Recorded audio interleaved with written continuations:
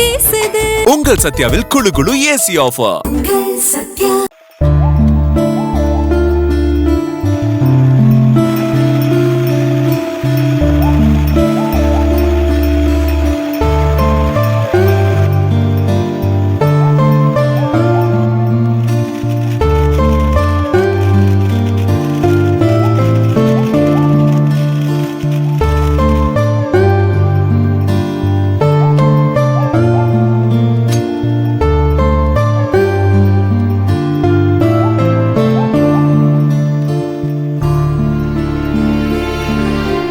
இந்த புல்லட் டாய் உங்க அம்மா ஆனந்தி எனக்கு கிஃப்டா கொடுத்தது. இங்க இருக்கிற எல்லா டாய்ஸும் நான் உனக்கு கிஃப்டா கொடுக்கறேன்.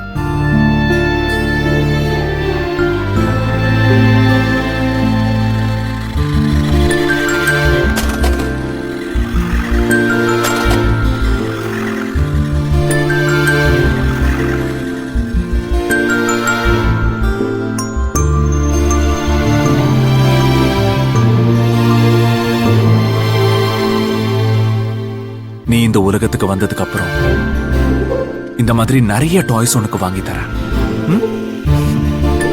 நான் உன்னை ஹாப்பியா பார்த்துப்பேன். நீ நான் மட்டும்தான் நம்ம வாழ்க்கையில, வேற யாரும் கிடையாது.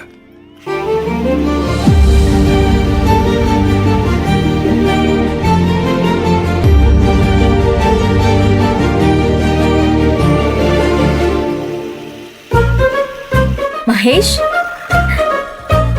என்ன இதெல்லாம்?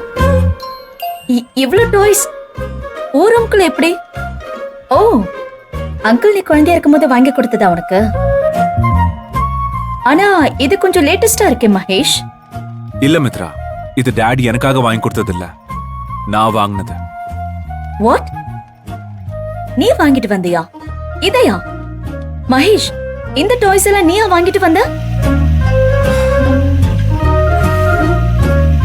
எதுக்கு எடுத்தாலும் ஏன் இப்படி ஓவர் ரியாக்ட் பண்ணிக்கிட்டு இருக்க? டாய்ஸ் தானே வாங்கிட்டு வந்திருக்கேன், அது எதுக்கு இத்தனை தடவை கேக்குற? மகேஷ், இதெல்லாம் குழந்தைங்க வச்சு விளையாடுற பொம்மை. நீ அதை வாங்கிட்டு வந்து ரூம்ல வச்சிருக்க. இத பார்த்து நான் என்ன நினைக்கிறது? நீ என்ன பண்ற ஏது பண்றன்னு புரியாம குழப்பத்துல தான் கேட்டேன். ஏன் குழந்தைங்க விளையாடுற பொம்மைய நான் வாங்க கூடாதா? யாருக்காக இந்த பொம்மையெல்லாம் வாங்கியிருக்க? மகேஷ், இந்த பொம்மையெல்லாம் வச்சு விளையாடுற வயசு இல்லையே உனக்கு. இந்த வீட்டுல வேற குழந்தையும் இல்லையே. இப்போ இல்ல, ஆனா சீக்கிரமா வரும். பொம்மை முதல்ல வந்துருச்சு, அடுத்து ஏன் குழந்தை வரும். அதுக்காக தான் இதெல்லாம் இப்பவே வாங்கிட்டு வந்திருக்கேன். மகேஷ், எனக்கு ஒண்ணுமே புரியல. அடுத்த क्वेश्चन கேட்க ஆரம்பிச்சிராத, நானே சொல்றேன். ஆக்சுவலி என் லைஃபோட பர்பஸ் என்ன, நான் எதை நோக்கி டிராவல் பண்ணிட்டு இருக்கேன்னு பெரிய கன்ஃபியூஷன்ல தான் நான் இருந்தேன். ஆனா இப்போ அந்த குழப்பத்துக்குலாம் ஒரு சொல்யூஷன் கிடைச்சிருக்கு, ஒரு கிளாரிட்டியும் கிடைச்சிருக்கு. என்ன சொல்யூஷன்? நான் அப்ராட் போனேன், படிச்சேன், திரும்பி வந்தேன், பிசினஸை டேக் ஓவர் பண்ணிக்கிட்டேன். என் லைஃப்லயும் பியூட்டிஃபுல்லான ஒரு லவ் வரும்னு நான் நினைச்சு பார்த்ததே இல்லை. அது வந்துருச்சு. மகேஷ், சும்மா டிஸ்டர்ப் பண்ணாம நான் சொல்ல வரத முழுசா கேளு.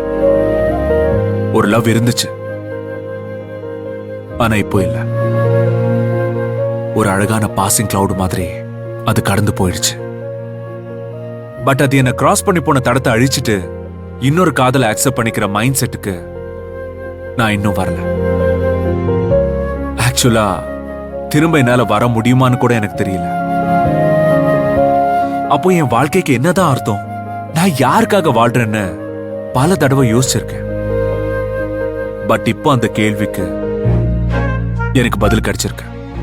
நான் ஏன் வாழணும், யாருக்காக வாழணும்னு இப்போ எனக்கு புரிஞ்சு போச்சு. என் லைஃப் இன்னும் கொஞ்ச நாள்ல அழகா, மீனிங்ஃபுல்லா, ஹாப்பியா மாறப்போகுது. நீ என்ன பண்ற? மனசுல என்ன நினைச்சுக்கிட்டு இப்படி எல்லாம் பேசுறன்னு என்னால் புரிஞ்சுக்கவே முடியல மகேஷ். நீ பேசுறது, நடந்துக்கிறது எல்லாமே வித்தியாசமா இருக்கு.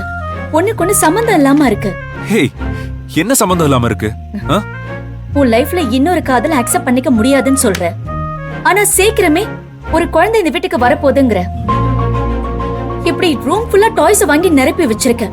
மித்ரா, என் மனசுக்குள்ள நிறைய லவ் இருக்கு. யாரோடையும் ஷேர் பண்ணிக்க முடியாத அந்த மொத்த லவ்வையும் நான் என் குழந்தைக்கு கொடுக்க போறேன். மகேஷ், அதே மாதிரிதான் என் மனசுக்குள்ளேயே உனக்காக நிறைய லவ் இருக்கு மகேஷ்.